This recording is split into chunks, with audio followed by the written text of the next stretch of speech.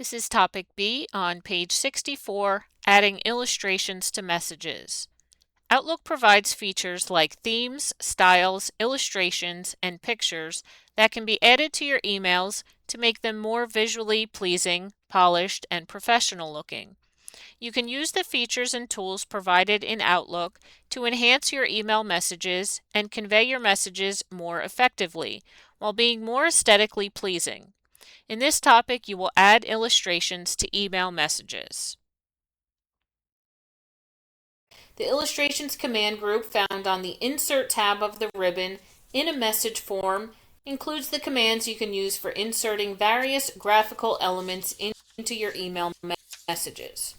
So I'm going to go ahead and open up a new email message form, and if I click into the body of my email message and go up to my Insert tab, here in my Illustrations group are all the options that I can insert. I can insert a picture that is saved onto my computer.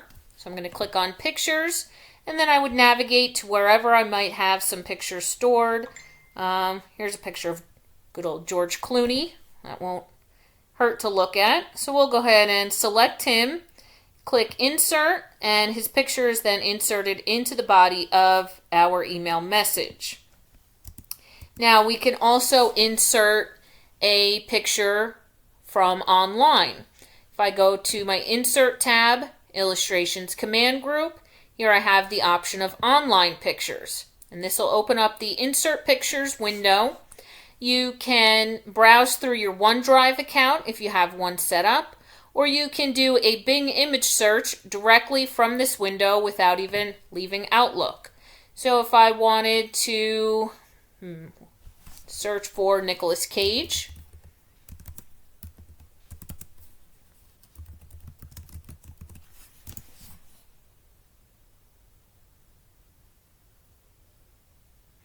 and this is a classic picture of good old Nick. I can go ahead and just single click on his picture.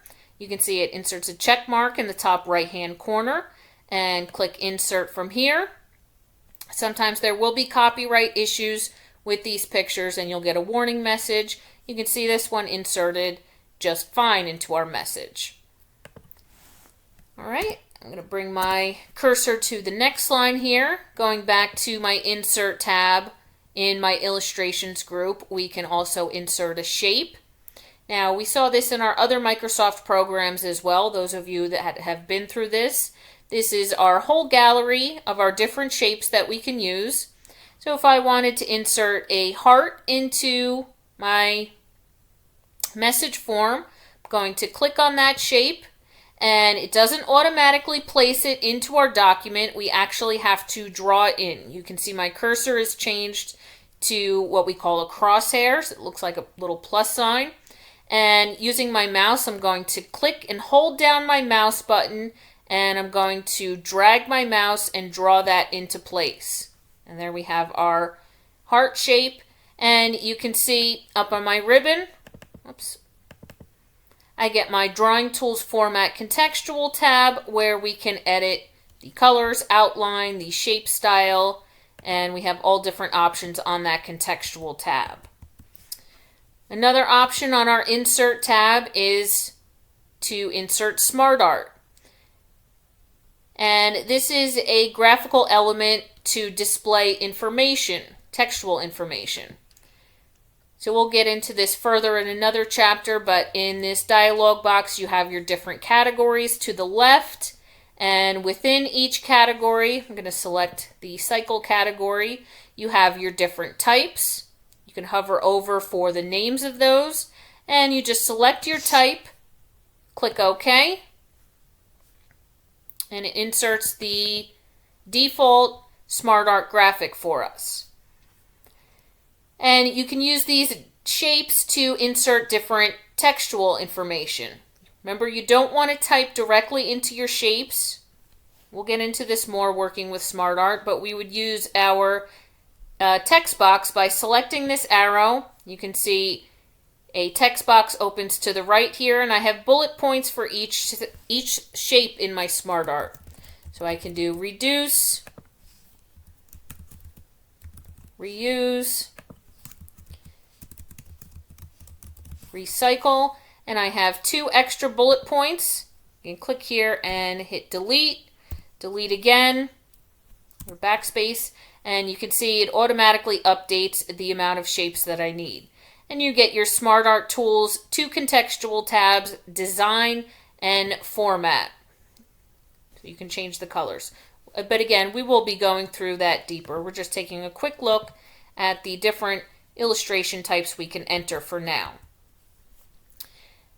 And also we can insert a chart into our documents. Choose your category to the left. Your chart type will be listed up top. Select whichever one you want. Click OK.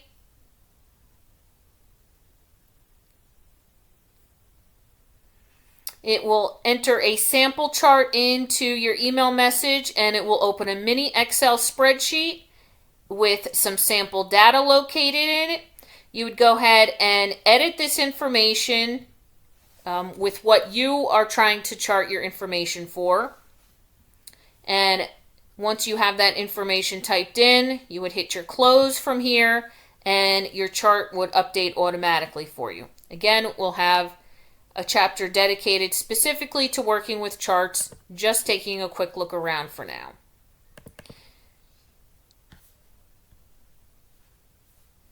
All right, I seem to be spinning for a minute here. Let's see if I can get past this without freezing.